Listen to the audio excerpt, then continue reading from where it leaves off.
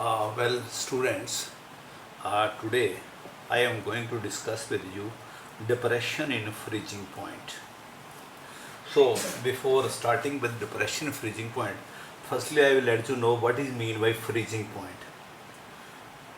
First thing is freezing point और melting point is same thing. ये melting point एक ही बात होती है, वही फ्रीजिंग पॉइंट होता है, वही मेल्टिंग पॉइंट होता है. आइस 0 डिग्री पर मेल्ट करती है और 0 डिग्री पर ही वाटर आइस में चेंज होता है. तो freezing and melting points are the same. A temperature definition of freezing point, a temperature at which the vapor pressure of a liquid is equal to the vapor pressure of its solid is called as a freezing point. इसको हम freezing point कहते हैं. हाँ बेटा, मेरी बात समझ गए आप. फ्रीजिंग पॉइंट वो टेम्परेचर होता है जिस पे वेपर प्रेशर ऑफ इस liquid is equal to the vapour pressure of its solid, अपना ही सॉलिड. देखो, ये आपका सपोज वाटर है और इस पे आपने आइस रखी है. Temperature is 0 degree Celsius. System को आप आइसोलेटेड बना दो. आइसोलेटेड का मतलब है ना बाहर से हीट अंदर जा सकती है और ना बाहर से अंदर आ सकती है. No exchange of heat with the surrounding. ये 10 साल तक पड़ा रहेगा. जितना आइस है वो आइस रहेगी, जितना वाटर वो वाटर रहेगा. इसकी क्वांटिटी चेंज नहीं हुई. लेकिन वाटर लगातार चेंज हो रहा आइस में और आइस लगातार चेंज हो रही है. They are changing into each other. लेकिन ओवरऑल अमाउंट जो है वो सेम रहेगा. जितनी आइस है वो आइस रहेगी, जितना वाटर है, प्रोवाइडेड आप इसको आइसोलेट बनाओ. क्यों?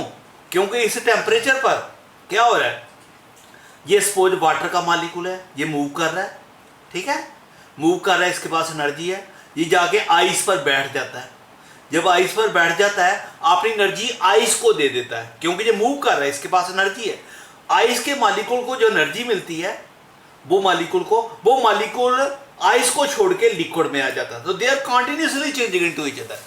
लेकिन ओवरऑल अमाउंट सेम होगा. तो इस वक्त जितना वेपर प्रेशर वाटर का है उतना ही वेपर प्रेशर आइस का है. दोनों का वेपर प्रेशर सेम है. ठीक है. आप कहेंगे सर कैसे पता चले. सपोज ये आप इसमें थोड़ा सा सॉल्ट डाल दो. सॉल्ट किस में डिसॉल्व होगा, आइस में या वाटर में? वाटर में. आपको मालूम है, जब मैंने अभी आपको बताया ये वाटर है, इसमें नमक डाल दें तो इसका वेपर प्रेशर कम हो जाता है, ज़्यादा है, कम हो जाता है.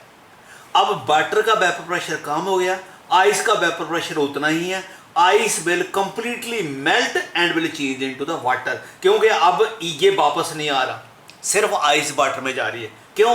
क्योंकि इसका वेपर प्रेशर कम हो गया. अब ये फ्रीजिंग पॉइंट नहीं रहा. अगर आपने इसको फ्रीज करना है तो इसका टेम्परेचर 0 से लो लाना पड़ेगा, माइनस डिग्री में.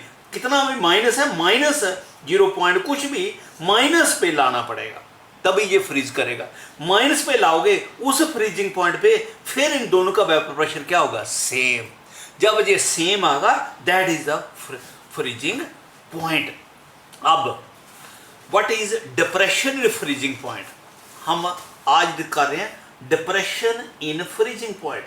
ये बेसिकली मैंने आपको समझा दिया, डिप्रेशन इन फ्रीजिंग पॉइंट. देखो, फ्रीजिंग पॉइंट ये आपका वाटर है. ठीक है, वाटर कहाँ फ्रीज करता है, 0 डिग्री सेल्सियस पे.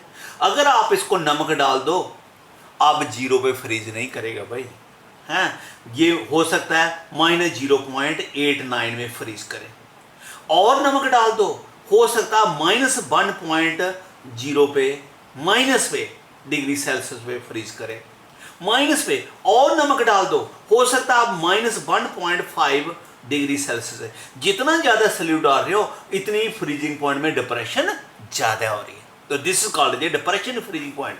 जितना ज़्यादा सल्यूट डाल रहे हो उतनी डिप्रेशन ज़्यादा हो रही है। तो डिप्रेशन फ्रीजिंग पॉइंट का मतलब है the free depression lowering of vapour lowering of freezing point by adding a solute is called the depression freezing point. Depression freezing point भी किस पर डिपेंड करता है? It is also a colligative property.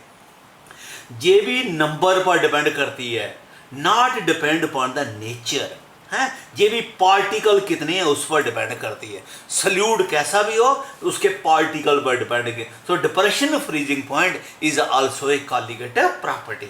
जितना ज़्यादा डालोगे इतनी डिप्रेशन ज़्यादा होगी। और इसका भी ग्राफ बनाएं जैसे लास्ट टाइम बनाया था। ये हमारा है, this is our temperature, this is our pressure, vapour pressure. Okay, now suppose ये आपका वाटर है, प्योर वाटर ले लेते हैं पहले। प्योर वाटर है, हैं? इसमें आप थर्मोमीटर लगा दो। ये थर्मोमीटर हमने इस तरह से लगा दिया। इसका टेम्परेचर कम करो, हैं? इसका टेम्परेचर कम करो, हीट निकालो इससे। तो क्या कहोगे? जब आप प्योर वाटर लिया आपने तो इस वक्त इसका कोई वेपर प्रेशर होगा, हैं? इसका कोई सपोज इसका इस वक्त ये इसका वेपर प्रेशर है, ये वेपर प्रेशर है। जब आप इसका टेम्परेचर कम करोगे तो वेपर प्रेशर क्या होना? कम होना है। Vapour pressure will start decreasing. Temperature भी कम कर रहे हो, वेपर प्रेशर भी, ठीक है। इस पॉइंट पे आके इसने फ्रीज कर दिया। This is the temperature, it has frozen and this is the pressure at this time. ठीक है, पहले प्रेशर ज्यादा था, ये प्रेशर ऊपर को बढ़ रहा है, नीचे को प्रेशर कम हो रहा है। पहले ए से स्टार्ट किया आपने, कहां पहुंच के? बी। ए पर लिक्विड था, बी पर आगे क्या बन गया? सॉलिड। ये प्योर वाटर है, तो ये प्योर लिक्विड है। कोई वाटर हो, कोई भी लिक्विड हो, ये फ्रीज कर गया। अब मैं उतना ही लिक्विड दोबारा ले रहा हूं, लेकिन उसमें मैंने सल्यूट डाल दिया।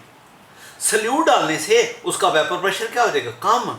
वो उतना नहीं रहेगा, वो इधर नीचे आ जाएगा, क्योंकि सल्यूट डालने से वेपर प्रेशर कम हो जाता है। अब इसका टेम्परेचर कम करो, इसका टेम्परेचर कम हो रहा है, आस्ते आस्ते से, हैं? अब ये फ्रीज कहां पर कर रहा है? इस टेम्परेचर पर कर रहा है। पहले फ्रीज कहां किया था? T1, अब फ्रीज किया T2।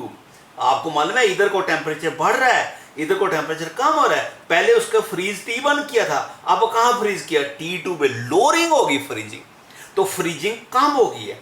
कैसे? By adding the solute. और सल्यूट डालूंगा और डिक्रीज हो जाएगी। तो ये point B, C and D, ये प्योर का था, ये सल्यूट डालने से अगर मैं और सल्यूट डालूंगा और डिप्रेशन होती जाएगी। So this is called the depression in freezing point. आप हमारी बात समझ गए होंगे, ठीक है। नाउ अब ग्राफ भी बता दिया, लाइनें 2 बनाई हैं, आप 3 भी बना सकते हो, हैं? आपके PDF में जो नोट्स भेजूंगा उसमें 2 बनाई है। अब हम ना ये जो आपने देखा, ये delta T change in temperature, F freezing, decrease in temperature due to freezing, it again depending upon the molality। जितना ज्यादा सल्यूट डाल रहे हो उतनी ज्यादा डिप्रेशन होगी। तो depression with freezing point is directly proportional to the molality. तो इसको हम ऐसे लिखते हैं, delta T F is equal to KF, वहां KV लिखा था, KF इंटू M। KF जो है इसको बोलते हैं molal depression constant. Molal depression constant बेटा, इसको हम मोलल डिप्रेशन कांस्टेंट कहते हैं। मेरी बात समझिए, ये मोलल डिप्रेशन कांस्टेंट है, वो Kb था। What is molal depression constant? 1 litre water ले लो, उसमें 1 सल्यूट वाटर ले लो या कोई भी लिक्विड ले लो, 1 उसमें मोल सल्यूट डालो, जितनी उसकी फ्रीजिंग पॉइंट कम होगा that is called molal depression constant. ये फिक्स वैल्यू है। Again it depends upon the solvent, not upon the solute. Solute कोई भी डालो, डिप्रेशन जो होगी वो सेम होगी, बिकॉज ये सॉल्वेंट पर डिपेंड करती है। तो 1 लीटर लिक्विड ले लो, उसमें 1 मोल सल्यूट डालो, उसकी जितनी डिप्रेशन होगी फ्रीजिंग पॉइंट उसका जितना कम होगा that is called molal elevation constant. ये डेफिनेशन बहुत बार एग्जाम में आ जाती है। Define elevation boiling point, define KF, define KB, समझ लगी ये डेफिनेशन। अब देखो बेटा, ये जो है इससे हम वही कैलकुलेशन ऑफ मॉलिक्यूलर मास, जैसे लास्ट टाइम किया था, कैलकुलेशन ऑफ मोलर मास या molecular mass of a solute y depression in freezing point, freezing point depress, ठीक है। तो ये अब देखो, तो मैंने इसको देखो delta T F is equal to K F into M. तो एम क्या है, मोलैलिटी, ये के एफ बेटा है, तो दिस इज के एफ।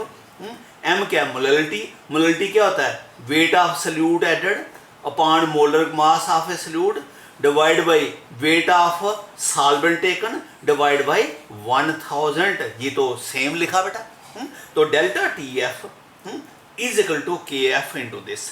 तो मैं यहाँ लिख सकता हूँ delta T F is equal to K F into W1 upon M into 1000 upon W2।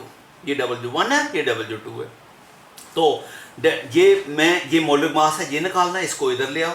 तो m will be equal to K F into W1 upon delta T F है into 1000 है divide by W2। तो ये molar mass निकल गया बस salute का है। तो ये आपको के एफ नॉन वैल्यू है।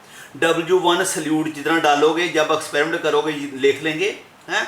तो W2 सॉल्वेंट जितना लोगे हैं, कैसे करते हैं सपोज मैं बताता हूँ हैं। ये आपने लिया वाटर ले लिया, उसका फ्रीजिंग पॉइंट आपको मालूम है, यू नो कि इसका फ्रीजिंग पॉइंट है। अब मैंने उसको ये इसका वजन डाल दिया, कितना लिया 10 ग्राम 20 ग्राम ये ले लिया वाटर, इसमें W1 सल्यूट डाल दिया, फ्रीजिंग पॉइंट उसका मालूम है 0 डिग्री वाटर का।